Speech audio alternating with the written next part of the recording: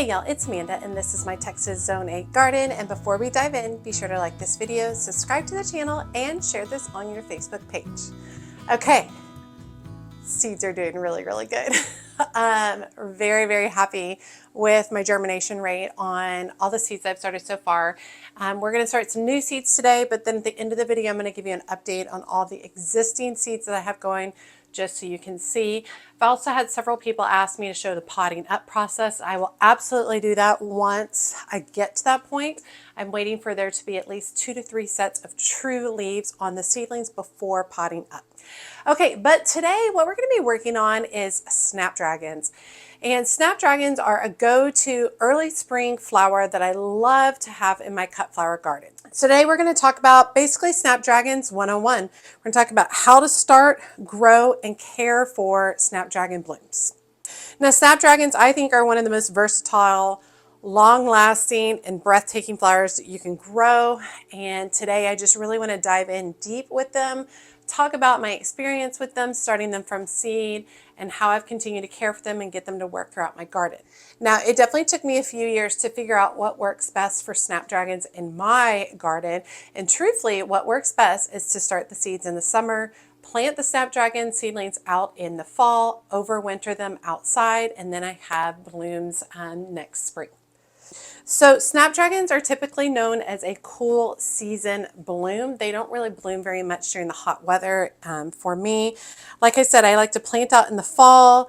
Then they spend the whole winter outside growing roots down low. They tend to stay a little green up high. They don't die all the way back, but make really strong root systems over the winter. And then in mild climates like mine, these fall planted Snapdragons overwinter, and then they give me blooms in the spring, which I love. Seed starting gives me two things with Snapdragons. A ton of varieties, and I think we're growing 9 different varieties for this next year. A ton of different varieties that are not available in my nurseries. And secondly, it saves me a ton of money as opposed to buying starts or plugs. This is way more cost-effective approach. Once you get this down with Snapdragons, you can get tons and tons of plants. Okay, varieties I'm starting are Potomac Lavender, Madam Butterfly Cherry Bronze, Chantilly Light Salmon, Copper Queen, Madam Butterfly Bronze, Costa Summer Lavender, that's one of my favorite ones, Madam Butterfly Bronze with White, Chantilly White, and Madam Butterfly Ivory. And let's talk about where these are from. They're from a variety of places. Johnny Selected Seeds online, Select Seeds as well. I'm not super familiar with that one. There's some old Floret seeds in here, mostly Johnny's. Lots of mostly Johnny's. So that'll be really exciting. You can check those out. You can get seeds at lots of different places. Johnny's does have some of the best selection for Snapdragons in my opinion. All right, so Snapdragon growing needs, they need full sun for best blooming. The soil needs to be very well draining. That's super important if you're overwintering them outside. They also like a lot of organic material in their soil, nice rich soil. Spacing is about 6 to 8 inches apart. We like to keep it a little bit closer so that when they grow and they get tall, they can support each other. They need to be fed about every 2 to 3 weeks if you want to keep them blooming. Right now, I'm not feeding mine. I'm just allowing them to basically chill out for the summer and just focus on staying alive at this point. Nut support and staking is super important, which I do not do and I should do. And you need to watch for rust, aphids, and mildew. I don't tend to deal with pretty much anything on my Snapdragons over the last few years. Okay, we are going to be starting 9 different varieties today, and we're going to be utilizing my favorite potting soil, which I was going to pick up, but now I'm not going to. It's too heavy. And the potting soil I like to use is Burger BM7, and it's a light, airy potting soil, and so it works great for seed starting as well. I get mine at homegrown plants in Farmersville, Texas. But if you can't get this variety, just look for a variety that's nice, light, and airy. It doesn't have a lot of bark in it or large pieces in it. Just nice and fine. Works really good. Okay, I am going to be utilizing my some of my seed starting trays from Amazon. So it comes with the 12 seed cells, a water reservoir, and a humidity dome, just like that. I'm going to be using some of those. I think I'm also going to be utilizing, I'm running out of stuff because I've got a lot of seeds going a ton of seeds going right now.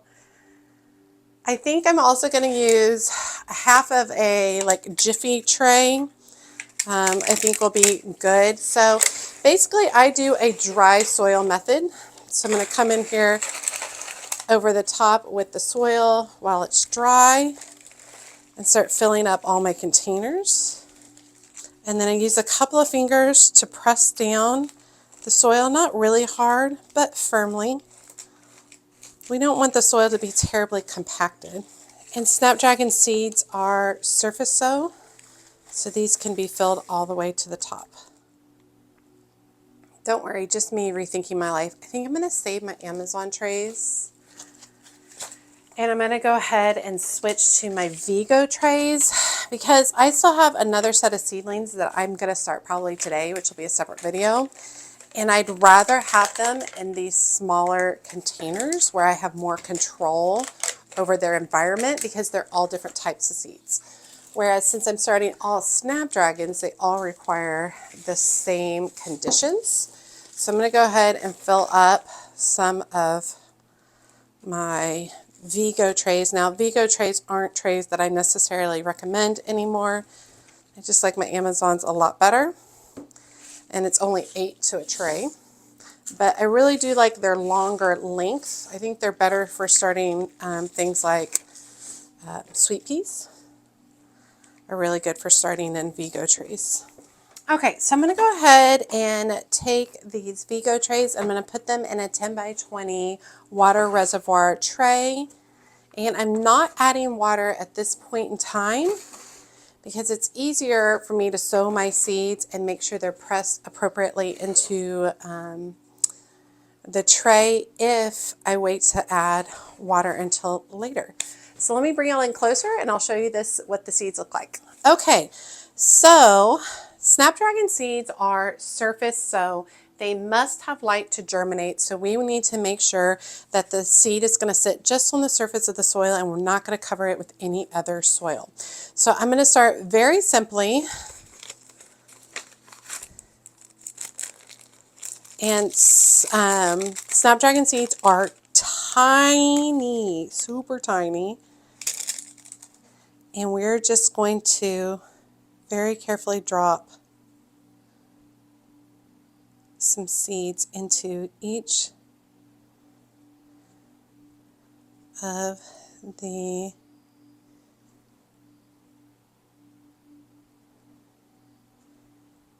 and hope that I actually got seeds into all of them. They're so tiny. And then I'm just going to very carefully go through and press to make sure they have good germination. And then I'm brushing my finger off before I go to the next tray. Just like that, very simply done. So I'm going to start doing those, and while I'm doing that, I'm going to talk to you about each of the varieties that I'm starting. Potomac Lavender is a tall florist quality Snapdragon with soft lavender blooms on strong upright stems. Great for cut flower production, it produces 36 to 48 inches tall and performs best in full sun.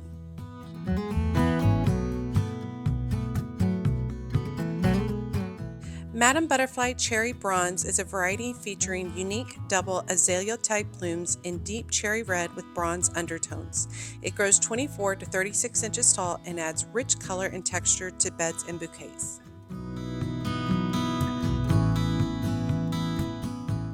Chantilly Light Salmon produces soft, open-faced blooms in a delicate peachy salmon shade. It features 30 to 46 inch tall blooms, thrives in cool season conditions, and has excellent stem strength for cutting.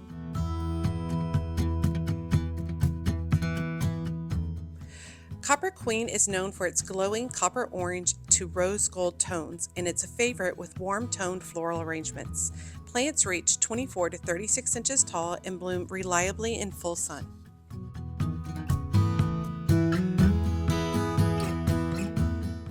Madame Butterfly Bronze Snapdragon is a double bloom snapdragon featuring a rich mix of bronze, apricot, and rosy hues with a romantic ruffled look. It grows 24 to 36 inches tall and performs best in cooler weather.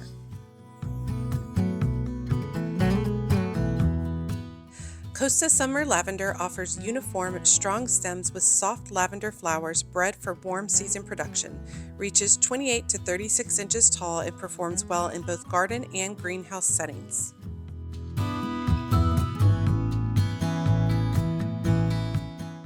Madame Butterfly Bronze with White is a bicolor variety combining soft bronze tones with creamy white petals in full ruffled blooms.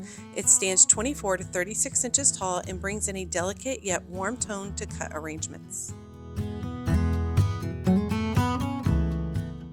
Madame Butterfly Ivory produces creamy double ivory blooms with a soft vintage feel. It reaches 24 to 36 inches tall and adds lush texture to both garden beds and cut flower displays.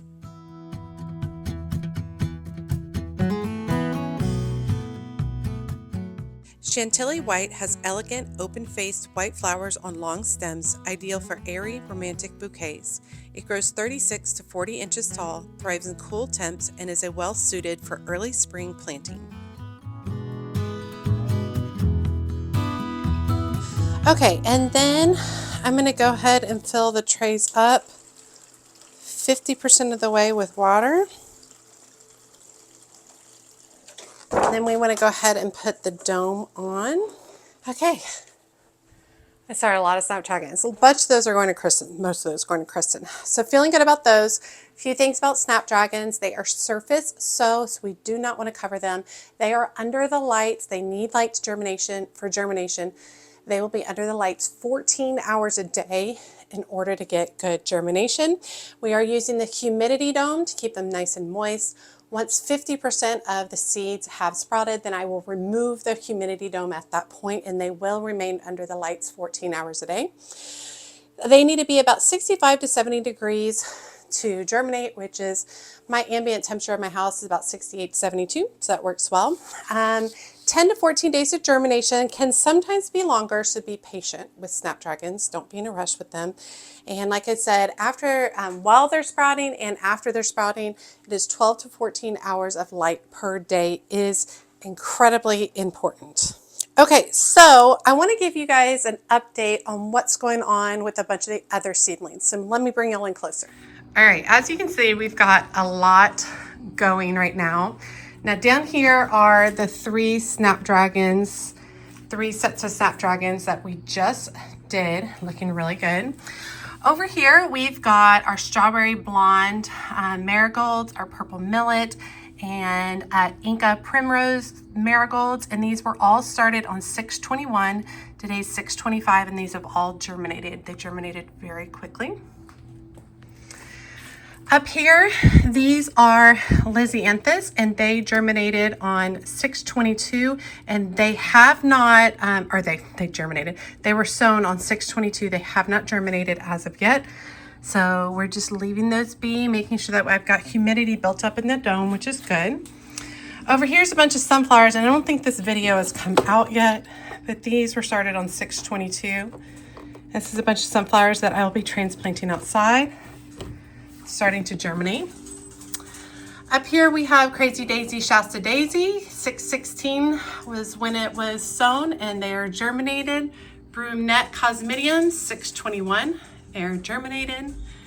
Bergamo Bee Balm, 6/16, germinated. Sunburst Coreopsis, 6/16, they have already germinated. They actually germinated very quickly. Now up here we have a bunch of coleus, and these were sown on 6/21, and those have already germinated. And let me see back here. Coral Candy Coleus has not germinated. It looks like the chocolate covered cherry coleus is germinating. This one back here is Fairway Orange, and it is germinating. So I'm going to give these another day to get a little bit bigger and then probably remove humidity domes. Fairway Orange again, and it is germinating. And these were actually started, 6/21, just a few days ago. And Fairway Mosaic, and I don't see as much germination on that one as of yet. So those are looking good. Now over here we have quite a few varieties going on. A lot of these are perennials, so they're going to be a little bit longer. This is a Fairway Mosaic that we started coleus, and it is not germinated yet. Next is Burning Embers Celosia. Started on 6/21 and is already germinated. Tidy Tips started on 6/21, already germinated. This guy right here is Chimney Rebecca. And I think I'm going to give it one more day. It's all mostly germinated, but there still are just a few that have seed heads on the top. So I'm going to give it just a touch longer. This one right here is Blazing Sunset Gem. We definitely have some germination, not a high rate, but I definitely still see some coming. So I'm going to give it a couple of more days. Powwow Wildberry Echinacea. Probably have 50% germination. Prairie Splendor Deep Rose Echinacea, probably 50% germination as well. This one is Newest Hybrid Coral Bells, and we are starting to get some germination on this one. This one was a long one at 10 to 21 days. So we're going to take our time because it's a mix of different coral bells in there, so some of them take longer than others. And this is the same set again. And we definitely have a few that have started to germinate, making sure my lids stay nice and closed. Okay, over here we have the Black Barlow Columbine, which looks really good, germination. I was started on 6/12. This is the Grande Astilbe, and I have 2 of those, and we are starting to get some germination on that. And it's important on this one to remember this was several different varieties mixed together. So I'm going to give it a little bit of time because they might not all germinate at the same time. And this is another set as well.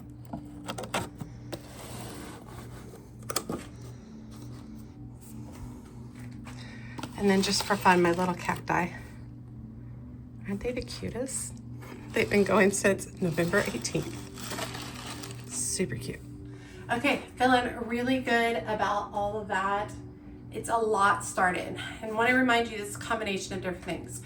There are several sets of full sun and shade perennials that were grown from seed to be planted out in the fall and then over winter and have plants next year. There are also lots of what I would call hardy annuals, such as Lysianthus and Snapdragons that are being started now to plant out in fall, over winter, and give me blooms in early spring.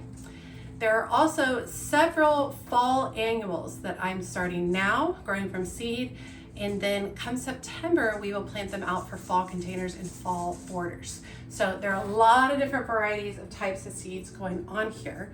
And truthfully, I mean, there's got to be easily 500 plants at this point. And if I definitely were to go buy that many plants at the nursery, I would never be able to do that. So feeling really good about my seed starting journey. Have one more set of seeds that I do want to start for some fall color. So you'll see that in the next few days or so. And then after that, I'm probably just going to be focusing on starting some more zinnias and sunflowers to continue to fill in the space over the next few months so that I do have continual cut flowers throughout the hot weather. All right, well, I hope you guys enjoyed today's video. Continuing on the seed starting journey, it is a great opportunity to make your garden look amazingly beautiful, bountiful, and expensive for a very small amount. And once you start to figure out seed starting, it gets super easy. You're able to move through it real quick.